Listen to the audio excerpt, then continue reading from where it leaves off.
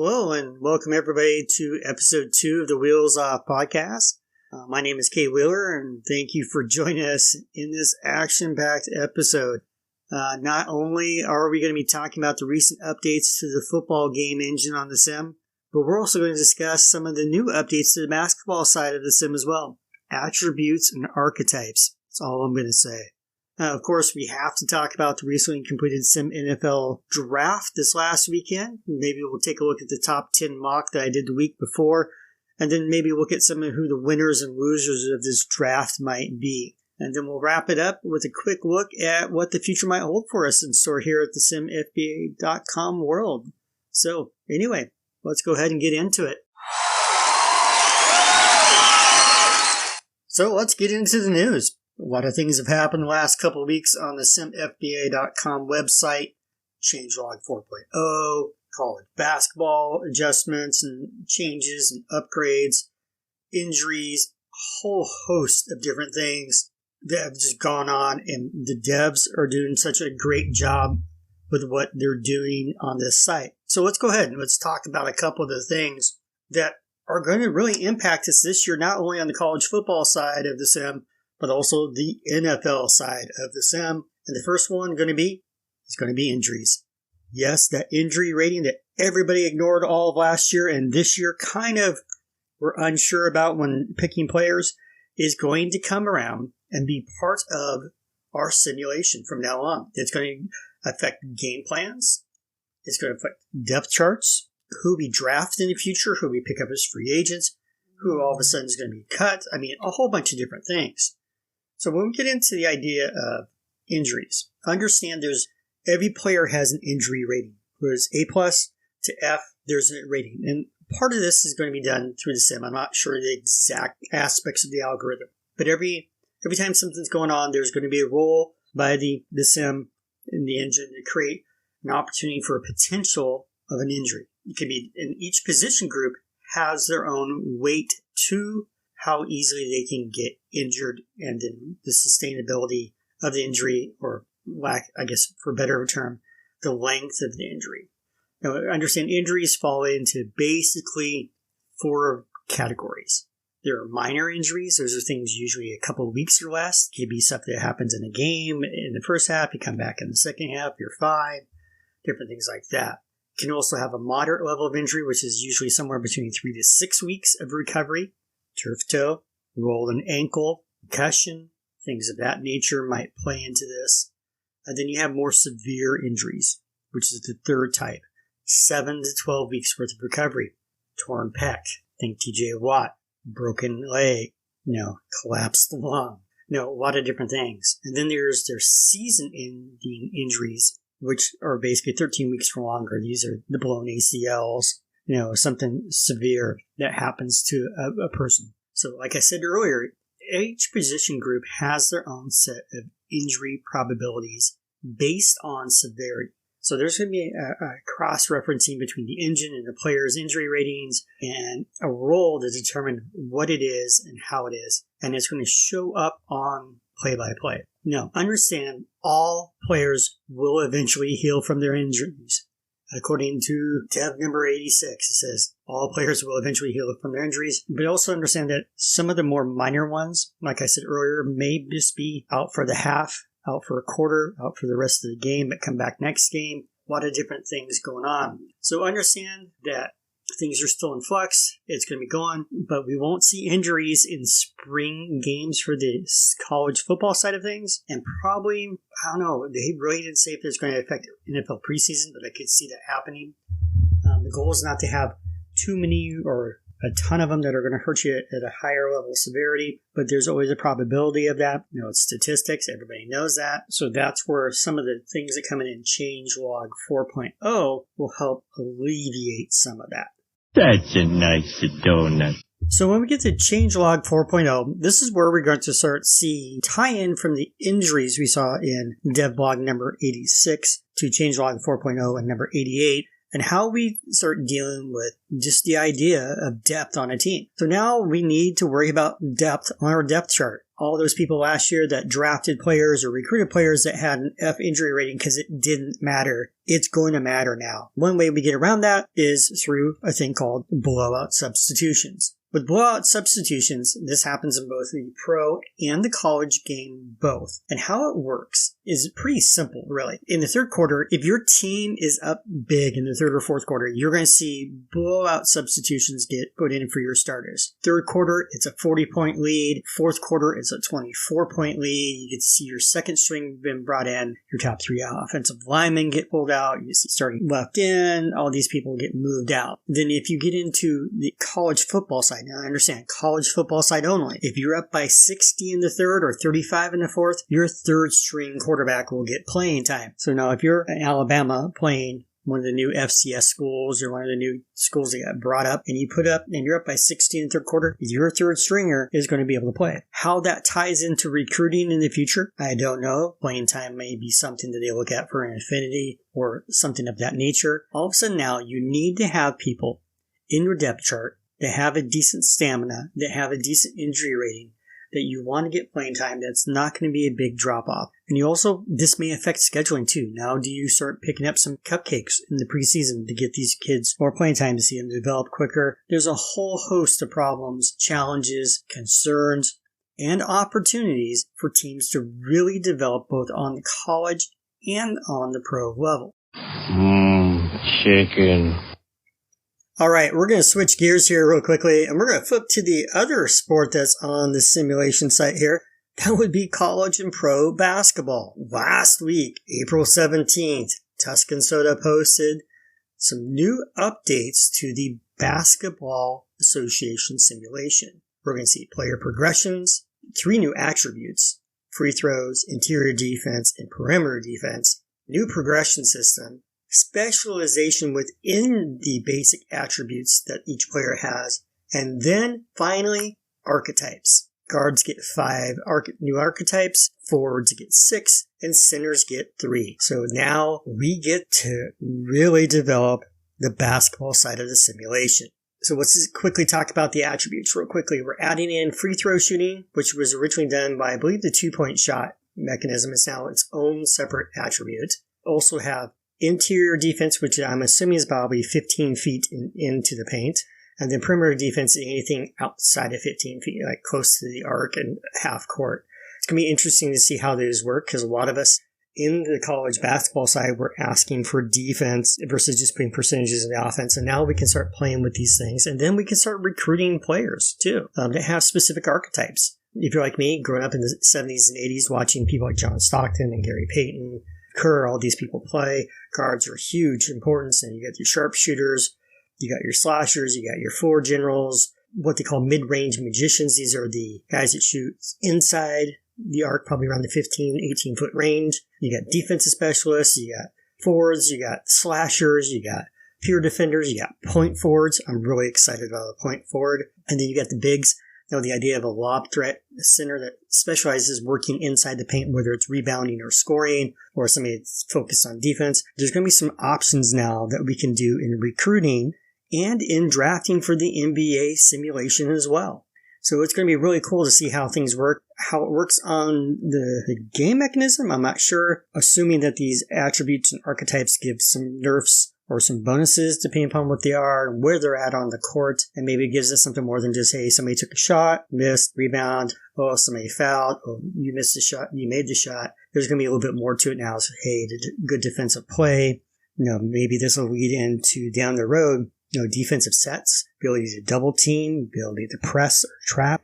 It's going to be really interesting to see how these go. And then they went and played with the progression as well. And I'm not going to try to figure out the math behind this, but there's an ability for these people to really progress more like the football players do to better ratings, especially the longer they're with the program or the longer they've been in the NBA league. Basketball's got a lot going. We'll talk a little bit more about them.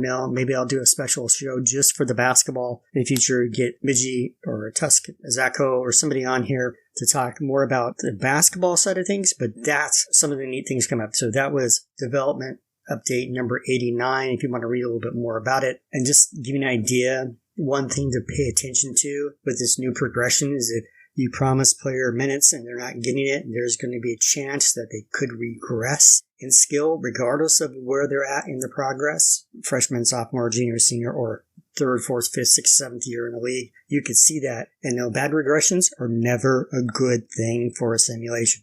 Just telling you, pay attention to what you're doing and what you're promising, and pay attention when you recruit. That's the best thing I can tell you when it comes to the basketball side of things. Come on, I dare you. So let's get right into it. April 14th and 15th, we have the simNFL 2023 draft. I had done a mock literally the day before, released it on episode 1 of the Wheels Off podcast, doing the top 10 teams in the draft. And let's go ahead and review things and take a look and see how they did, and then maybe talk about some sleepers we saw in the draft and even who won and who lost the draft. Kicking things off at the first pick, we had the Seattle Seahawks, who had traded up earlier, a couple of weeks earlier, from number 4 to number 1 with Baltimore. In my mock, I'd picked Caleb Suarez, the defensive tackle from Missouri. They had spent time scouting him. They had spent time doing focus scouts. They knew this gentleman. They brought him to combines and everything. And indicator said this, of course. And I also mentioned that they could have gone with Alejandro Rua, the defensive tackle from Louisville as well. And that's exactly who they went with, was Rua. So this was a miss for me. You take a guy that's A+, I get it. Not scouting him. I don't know, maybe they traded focus scout with somebody else. Regardless, they were going to get one of the top defensive interior linemen in the entire draft, and either one's going to help them. And since they are rebuilding their defense, it only made sense to go this way. With the second pick, the Carolina Panthers, who they'd gotten from Indianapolis Colts the year before with a series of trades, was kind of in the driver's seat. They have 4 first-rounders. They have the ability to do a lot of things. They've upgraded their offensive line. They addressed that free agency. But to help a young quarterback out, you have to have weapons or you have to have a running back. The Carolina Panthers chose Swiss Army knife, Mr. Do Everything on the offense, Don Scott, the tight end from Temple University. Scott has the ability to play 1-2 slot receiver, tight end, running back. I'm not sure about quarterback, but I would expect he could probably do most everything well. And Carolina, being in the top 10, is like all the other top 10 teams, needs help across the board in multiple areas. With the line address and a weapon address, Carolina gets their top prospect in Don Scott, and they're able to address further needs later in the draft. Coming in at number 3 was the San Francisco 49ers, arguably one of the lowest scoring offenses in the 2022 simNFL season, and they had a lot of areas to fix. Everybody had talked about them taking the wonder kid, Theo Scribner from Western Michigan, quarterback, regardless of the fact that they already had Russell Latimer. When you start looking at everything that they've got, they have a strong defense, they have a good core 7, they have a free safety that can fly around the center of the field. What they really needed to do was focus on an identity on offense. With a rushing quarterback like Latimer, it only makes sense to address the offensive line. Being that the number 1 offensive lineman is still on the board at number 3, it is a no-brainer for the San Francisco 49er front office. They take Robbie Stewart, the tackle from Kentucky, 6'6", 308, 34 reps on the bench, extremely smart, run blocks at the highest level that we've seen in a while, pass blocks better than pretty much anybody they already have. It was an easy pick for them. Next up at number 4, Baltimore Ravens. About a week and a half, 2 weeks ago, they had made this trade with Seattle to move from number 1 down to number 4, picking up some draft capital in the process, and still hoping that the guy that they were really looking at was there. With a veteran quarterback like David Chop, it just makes sense to get weapons for this gentleman in order to take advantage of the next 2 to 3 year window to develop a pass-catching threat like Andrew Jones from UCLA, the receiver. Allows Baltimore to extend that window with David Chop from the next 1 to 2 years to the next 3 to 4 years as this young receiver develops a rapport, a bond, and an understanding with the veteran quarterback. This is going to allow the Ravens to really make deep runs into the playoffs in the next 2 to 3 years and possibly even into the Super Bowl within the next 5 to 8 years. Andrew Jones, the receiver from UCLA, was a slam dunk home run touchdown for the Ravens. Back again at number 5 is the Carolina Panthers. With their first pick at number 2, they addressed the offensive weapons for young Dakota Link to have with Don Scott, the tight end from Temple. With pick 5, you see them make a switch. Originally, I had picked Alejandro Rua to go at this position. Rua goes number 1 to Seattle, which means who was at number 1? Caleb Suarez, the defensive tackle from Missouri, now goes to the Panthers at number 5. Huge upside, best balanced pass rush, run defense of any of the defensive tackles this year. The high motor, great intelligence, and extremely strong, and with stats in college to prove that he belongs here with an over 35% tackle for loss rate. As an interior defensive lineman, it makes sense that the Panthers would go ahead and address their defense because we know they have multiple holes to fill, and they addressed the weapon for Dakota Link, and now they get the ability to get the ball back by having Caleb Suarez on the defensive line to build their defensive identity around. So when we get to the 6th pick, we get to the first Sim AI team, and that would be the New York Jets.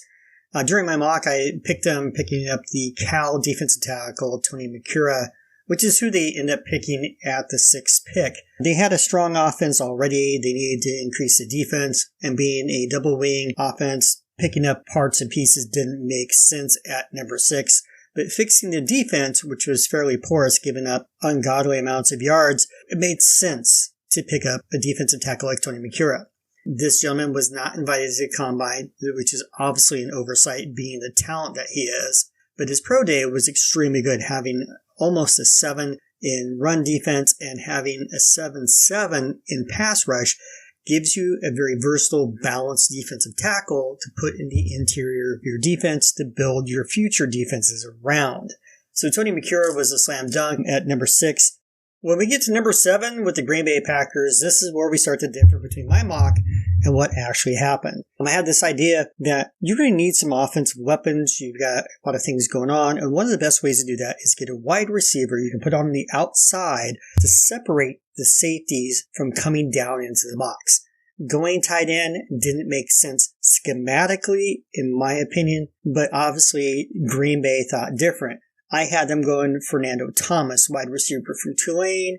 They decided to go Rameek Phelps, the vertical threat tight end from the University of Virginia. With Phelps, you get a gentleman that acts like a wide receiver, not a tight end. This ability to stretch it middle of the field and be moved around a lot like Don Scott. He can play the wide receiver, he can play slot, he can be a receiving back out of the backfield.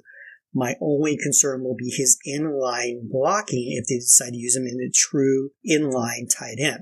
Overall, when you're in the top 10, taking whoever's here is going to be huge. I think Phelps has the potential, if used correctly, to make himself into an all-star for the Packers in the future. So good job with this. I missed this pick, but I think Green Bay got the man they were really looking for and the one everybody had been mocking to them. With Rameek Phelps going to the Packers, I see a lot of great things coming out of that organization here in the future. When it comes to pick 8, this is where the mocks got blown up out of proportion. And actually, even in my mock, I did mention this gentleman. And this is where the Houston Texans went a slightly different way than all the other mocks. We look at this from two different perspectives when we talk about we draft to get talent in there. We take the highest rated person, regardless of position. Or you look at a position that has one or two really strong people and then a huge drop-off. The idea of scarcity for a position.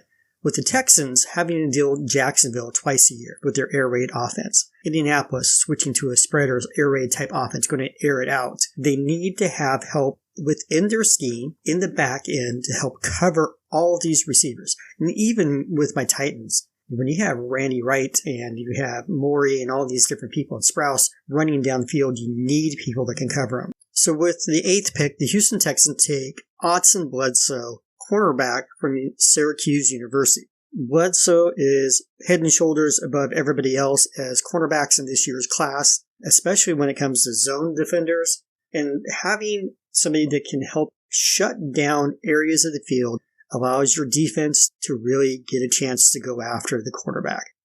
Having Bledsoe allows the Texans to lock down one corner for the next 8, 10, 12 years and not have to worry about that.